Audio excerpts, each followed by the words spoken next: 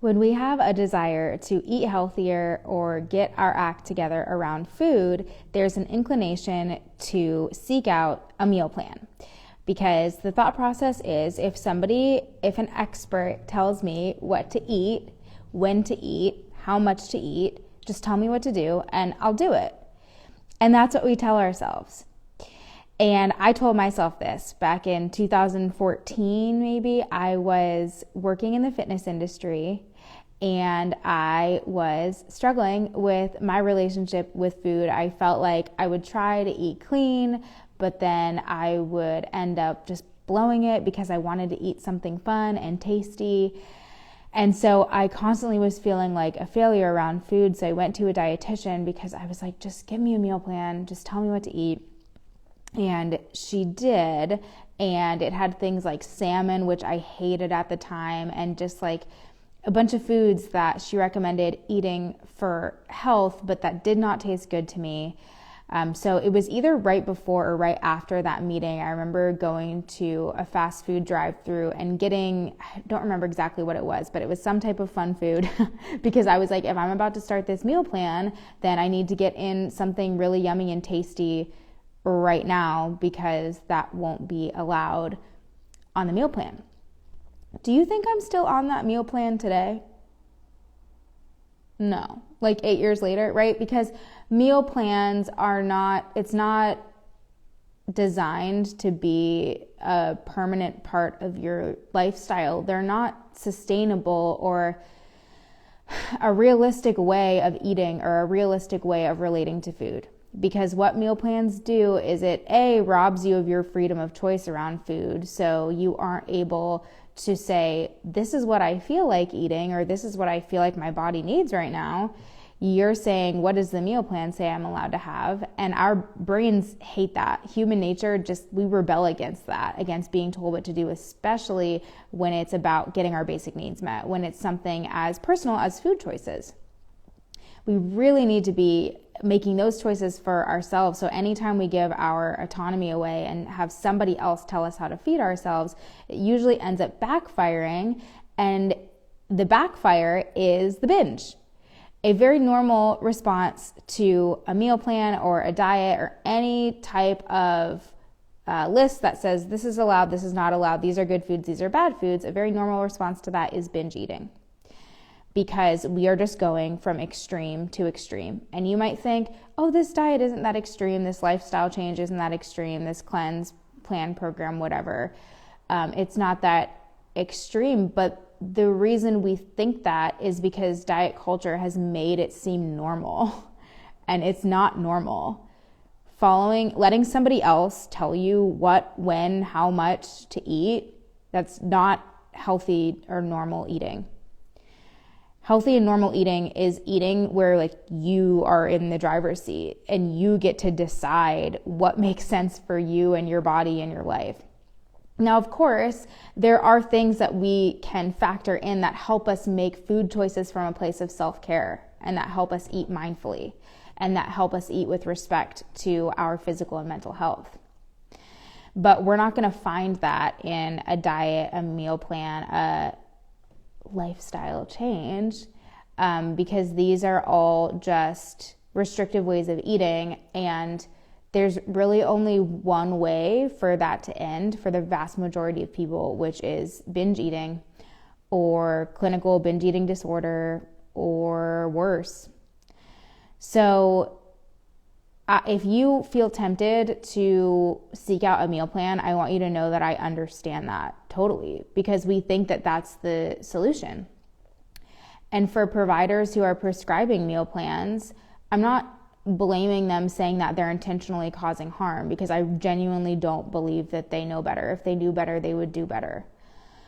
And I used to, you guys, like, just to drive home how much I get it, when I was a personal trainer, my bosses would encourage me to write meal plans for my clients. So I did, which, like, scope of practice, am I right?